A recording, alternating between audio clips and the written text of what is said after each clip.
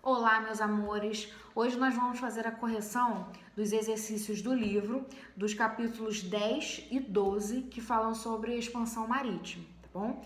Então a gente vai corrigir os exercícios da página 21 e 22 e também a gente vai corrigir os da página 32 e 33. Então vamos começar pelo 21 e 22.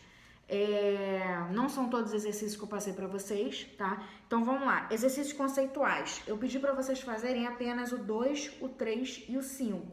Então vamos lá, 1 e 4 não precisavam.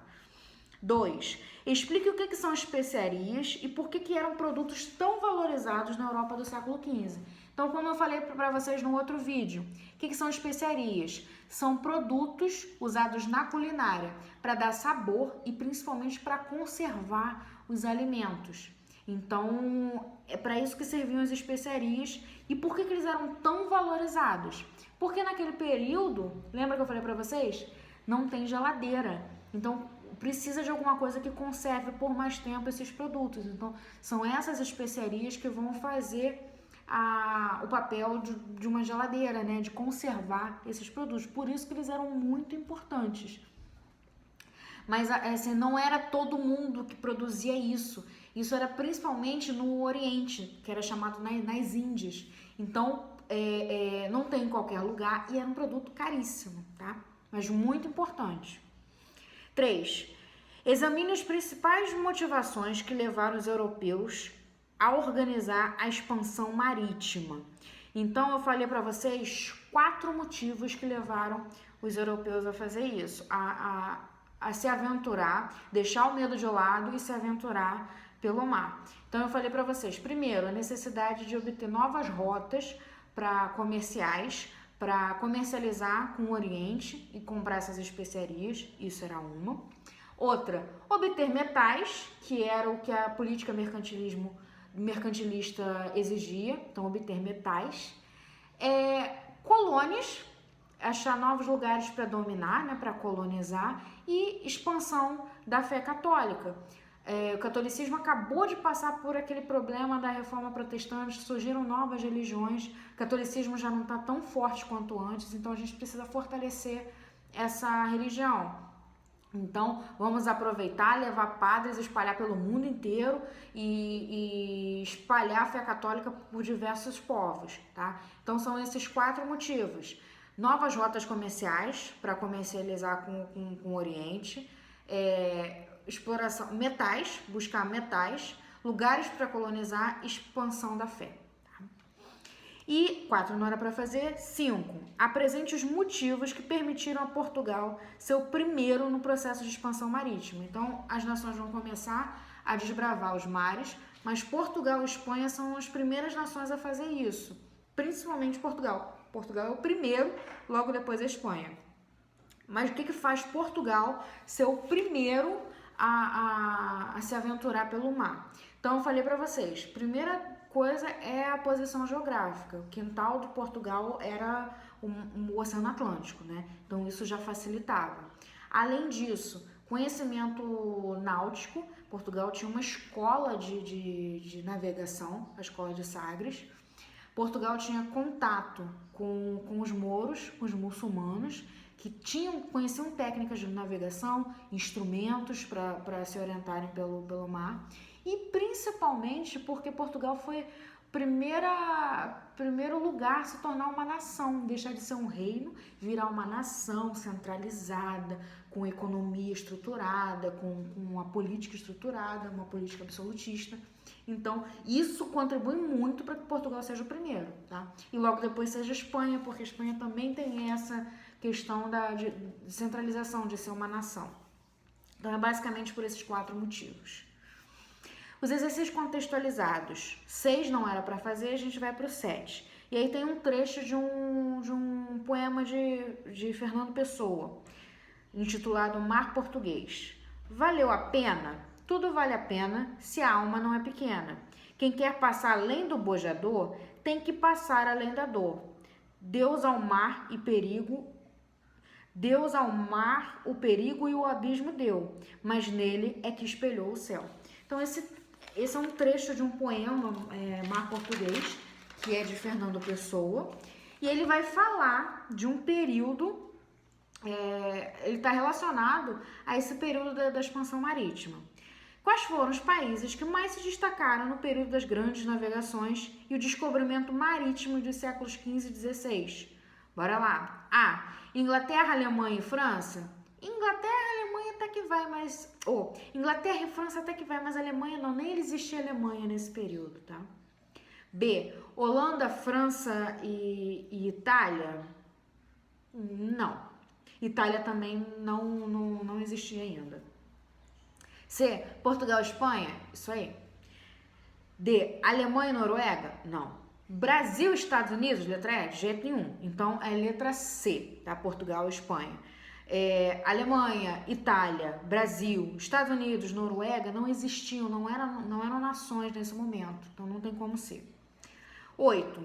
Qual era o principal objetivo dos empreendimentos marítimos nos séculos XV e XVI? Qual era o objetivo dessa expansão? A. Fazer a navegação ao redor do mundo, passando por todos os oceanos e mares?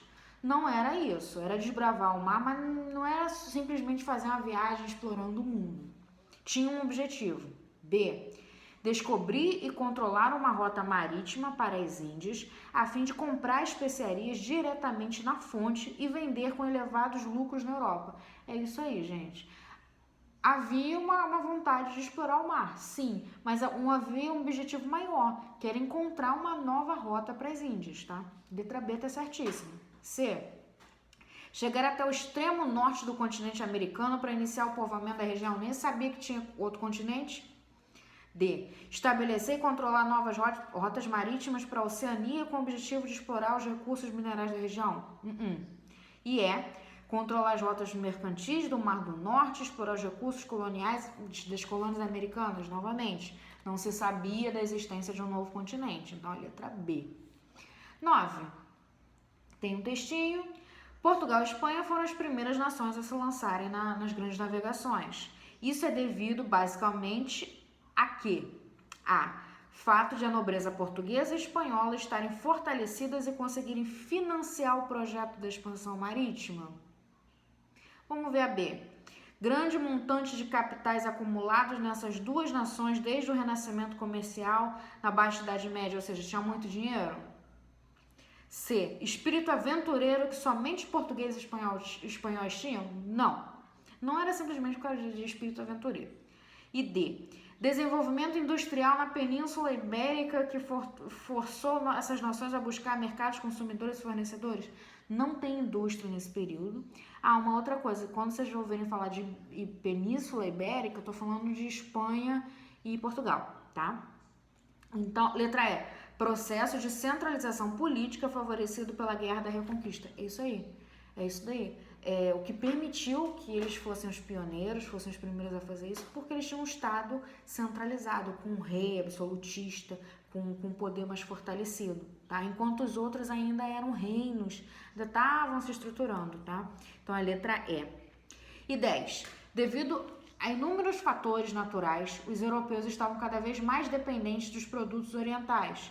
Com base no que foi estudado, explique por que as especiarias orientais eram tão desejadas pelos europeus e aponte suas principais rotas de comercialização na época das grandes navegações.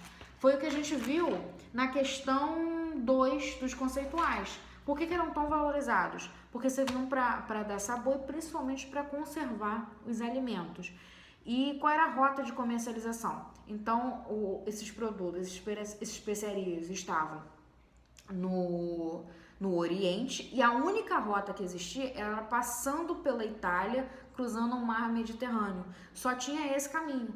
E assim, para passar da Itália, mar Mediterrâneo, canal da África e chegar no Oriente, tinham vários pedágios, e isso tornava a comercialização cara, e aí o preço final dessa especiaria ficava mais caro ainda, então a gente precisava achar uma outra rota.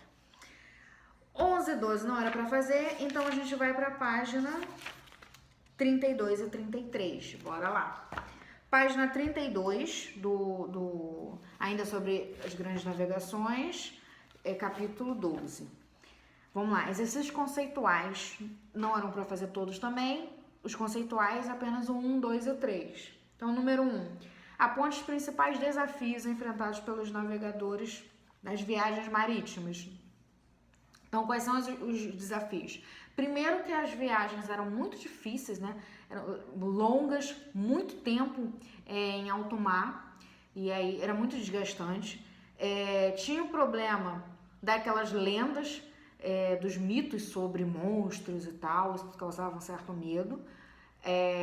Pouco conhecimento, não tinha tecnologia, instrumentos para se orientar, então era muito fácil se perder, naufragar, bater em alguma costa, em alguma coisa. Então isso tudo dificultava muito. E também a teoria da Terra plana, né? A teoria científica de que a Terra era plana e que se você chegasse até lá no final do horizonte, você caía pelo universo. Então isso tudo atrapalhava esse desbravamento do mar. 2. Comente como era a vida dos tripulantes dentro das caravelas. Então, como é que era a vida de um viajante além mar? Era muito difícil, porque era muito tempo em viagem e aí não tinha geladeira para conservar os alimentos, então assim, tinha um problema, era pouco alimento, o alimento estragava. Água também tinha que economizar, então você não pode beber muita água, tem que economizar essa água, a higiene não é a mais adequada, então além dos riscos de pegar doenças, né, doenças ou pela falta de higiene, pela comida estragada, então assim, eram muitas dificuldades. E 3, explique o que foi o périplo africano. Então foi a forma como os portugueses comercializavam com a África, que era pela costa africana. Então assim, aqui tá a África, eles não entravam para o interior da África, eles comercializavam pelo litoral. Porque qual é o objetivo? Não é ficar na África, o objetivo é passar pela África para chegar até as Índias. Então, o périplo africano é o comércio que era feito no litoral da África, tá bom? 4 e 5 não era para fazer, vamos para os contextualizados, número 6. Para se compreender o contexto que se iniciaram as navegações europeias, conhecidas como grandes navegações, é necessário fazer associação entre algumas situações históricas. Qual das alternativas abaixo apresenta 2 importantes momentos das navegações portuguesas do século XV? Letra A. Descobrimento da Oceania e chegada ao litoral argentino em 1511? Nada a ver. B. Navegação da costa oeste do continente americano e a chegada ao norte da Rússia em 1502? Também não. C. Conquista da Ásia no final do século XV e descobrimento de ilhas no Caribe? A Ásia já tinha sido descoberta, nada a ver também. D. Chegada de Vasco da Gama às Índias em 1498 e a chegada de Pedro Álvares Cabral ao Brasil em 1500. Correto. A circunnavegação e a descoberta da América em 1500. A América já tinha sido descoberta em 1492. Então, é a letra D. 7. Leia o poema a seguir. Ó mar salgado, quanto do teu sal são lágrimas de Portugal. Por te cruzarmos, quantas mães choraram, quantos filhos em vão rezaram, quantas noivas ficaram por casar para que fosses nosso, ó mar. Ainda é um poema é o mesmo poema de Fernando Pessoa, Mar Salgado, né? Que a gente leu no outro exercício. A esquadra enviada por Dom Manuel, rei de Portugal, às Índias, sob o comando de Pedro Álvares Cabral, tinha como objetivo, então assim, já se sabia, Vasco da Gama já tinha encontrado um caminho para as Índias, né? E para que ele manda essa expedição de Pedro Álvares Cabral? A. Consolidar relações comerciais no Oriente e reforçar o domínio português na América? Isso mesmo. Como que ele ia reforçar esse domínio português na América? Descobrindo o Brasil, né? Que na verdade já se sabia, ele vai lá tomar posse do Brasil. B. Procurar outro caminho que conduzisse ao Oriente sem utilizar o Mediterrâneo? Isso já foi feito. C. Combater a pirataria nas colônias portuguesas na costa oeste da Oceania e da África? Nada a ver. D. Confirmar a existência de minas e metais preciosos no norte da Ásia? Não. Verificar a possibilidade de exploração de mão de obra indiana? Também não. Então, letra A. 8. Ao contrário dos portugueses, que buscavam atingir as Índias contornando a costa africana? Colombo. Então, os portugueses buscaram atingir as Índias contornando a África. O que Colombo, que estava sobre a coroa espanhola, fez? Letra A. Concentrou suas navegações na parte norte da América em busca de uma passagem ao noroeste para o continente asiático. Nem se sabia que tinha América nesse momento, então não é a letra A. B. Dirigiu-se para o oeste em busca da passagem pelo sudeste para o continente asiático, não era para a Ásia que ele ia. C. Planejou atingir o leste, onde se encontravam as Índias, viajando no sentido oeste. É isso mesmo, tá, gente? D. Navegou pelo Oceano Atlântico em direção ao Canal da Mancha e Mar do Norte, seguindo as instruções do rei de Portugal. Não, até porque ele estava sobre orientação do rei da Espanha. E concentrou suas navegações na parte leste, em busca de uma passagem noroeste para as Índias. Então, a resposta da 8, letra C. 9. Entre as consequências da expansão marítima, não encontramos, ou seja, aquilo que não é consequência das expansões marítimas. A. Formação do sistema colonial europeu. Isso é uma consequência, então tá errado. Eu quero uma que não é. B. Desenvolvimento do eurocentrismo no mundo. O que é o eurocentrismo? A Europa como centro das coisas. O que vale é o pensamento, as ideias europeias. Não, porque isso é uma característica das expansões marítimas. C. A expansão do trabalho assalariado da Europa para a América. Não. O que vai haver é o trabalho escravo.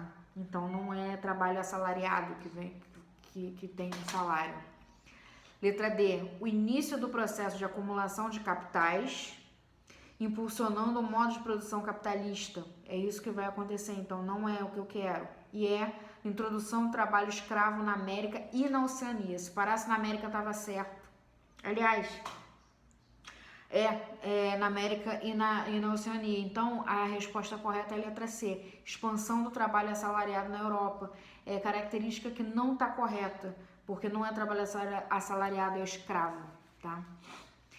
A 10 não é para fazer, e aí a gente vai para aprofundamento. 11. Ainda Fernando Pessoa. E ao imenso e possível oceano ensinam estas quinas, que aqui vês que o mar com fim será grego ou romano, o mar sem fim é português. Nesses versos de Fernando Pessoa encontramos referências a processos históricos importantes. Com base nesse capítulo, explique o 4º verso do poema. O que significa o mar sem fim é português? Eu estou falando do quê? Qual é o período histórico aqui? Expansão marítima, e eu estou falando que Portugal saiu como pioneiro nessas expansões. Então, o mar, quem é o dono do mar? Portugal, é disso que eu estou falando. E 12, analise os impactos culturais da colonização europeia na América. Então, a gente falou em uma das aulas como é que se dá esse contato dos europeus com os nativos que viviam aqui. Então, a gente pode falar, resumir em duas expressões, 2 palavras, né? Violento, e além de ser violento, causou muito difícil e violento, né? Não foi fácil porque não falava a mesma língua, não tinha os mesmos costumes.